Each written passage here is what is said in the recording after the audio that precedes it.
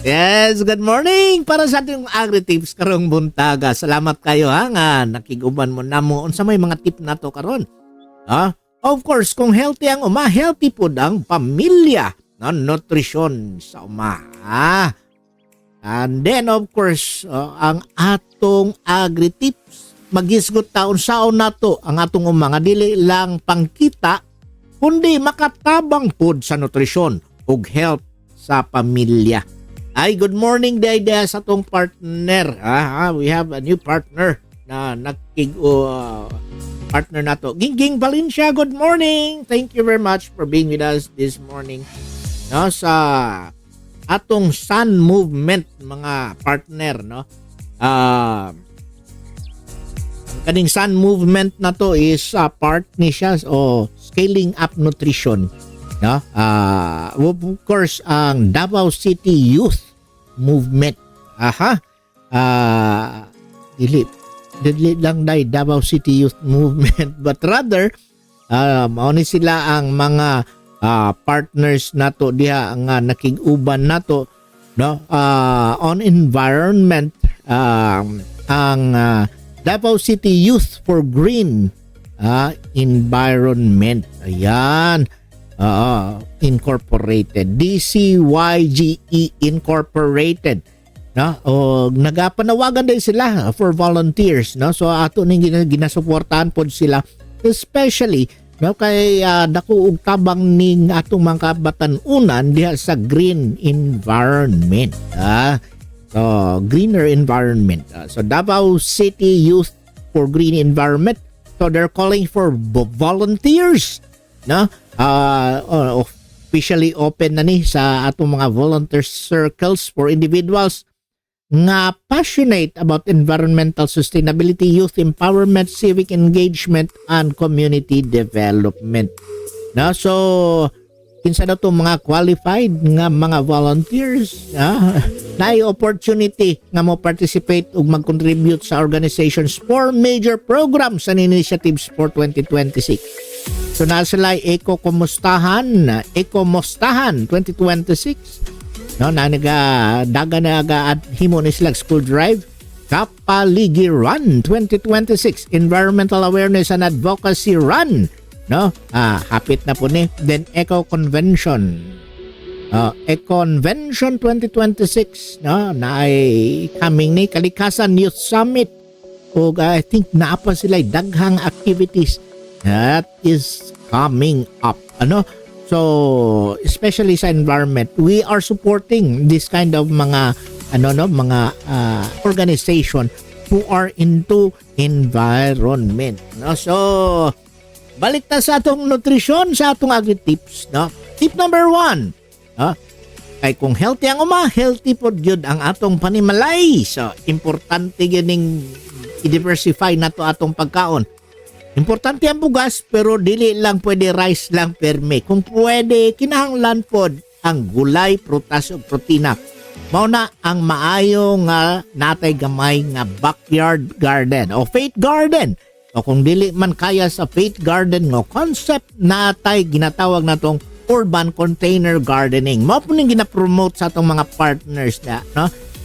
Sila Kuya Boy, no? Og sila Sir Munir Hinay, no? Then sunod na tip, tanom og lain-lain nga gulay. Ayaw ra pud usa ka gulay bay. Mas maayo kung mixed pichay, talong, sili, kamatis. Kay lain-lain pud ang nutrients para sa lawas. O gabi pagtanaw na ko sa kamatis arang mahalaw eh.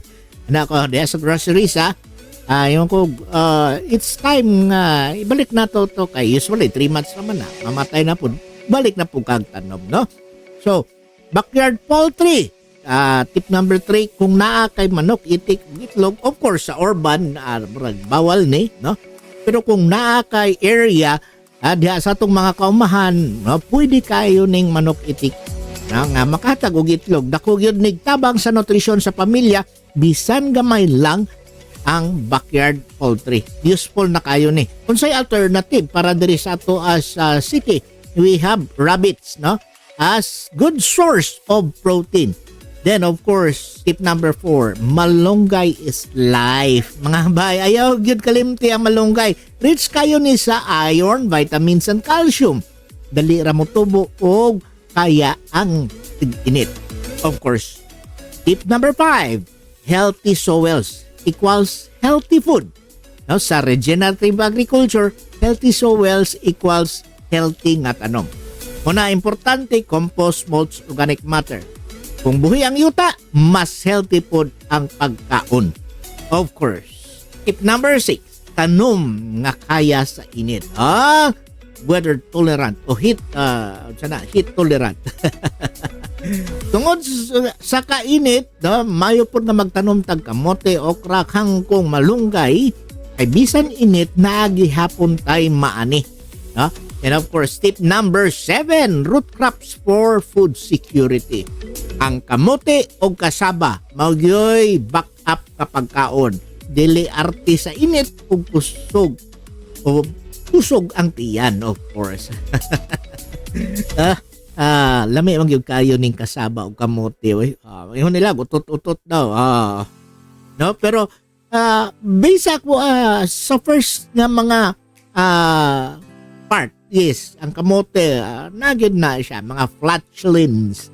But later, naanad naman po na nga kung system kamote. Very good, no? And tip number 8, apila ang pamilya. Apila po ang mga bata sa pagtanom. Kahit kung sila mismo mo tanom, mas ganahan sila mukaon ng gulay, family activity na healthy pa. Okay, so quick recap lang ha. Usa tamuhuman. Kay alas 7 naman di ay. Nanobra na ta diversified food, mixed vegetables, backyard poultry, malunggay, healthy soils, climate, resilient crops, ug mao nang nutrition sensitive farming. So hinumdon ni gyud ni bay, no? Dili lang pang negosyo, pang lawas pod. Elwa naman tay igong oras karong adlaw sa ngalan sa 1197 DXFE Management and Staff ug sa 1062 DXKI. Nakauban, of course, si Kuya Anson Guadalupe at Kuya Julius Malyabo. Kini si Kuya Janos Lakihon Magaingon, ang mag-uumang dunay kahibalo, tunay pag-asenso. Sa Diyos ang himaya, maayong Sabado kanatong tanan.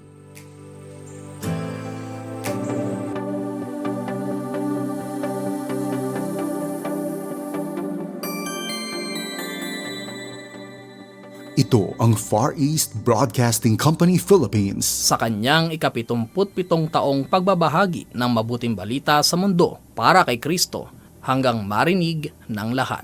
Sumasahimpapawid Sa Mindanao, 1062 DXKI, your friendly voice, Coronadal City. 1116 DXAS, your community radio, Zamboanga City. 1197 DXFE, the Good News Radio, Davao City. 103.3 DXJL, your positive choice, Cagayan de Oro City. 106.9 DXGR, Radyo Gandingan, Cotabato City.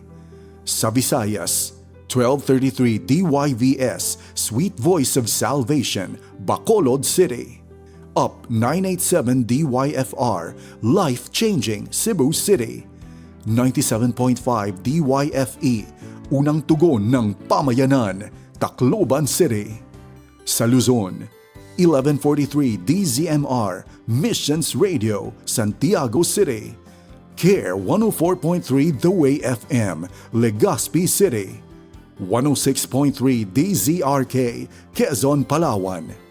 98.7 DZFE, The Master's Touch, Metro Manila. At 702 DZAS, Agapay ng Sambayanan, Mega Manila. FEBC Philippines, ibinabahagi si Kristo para sa mundo.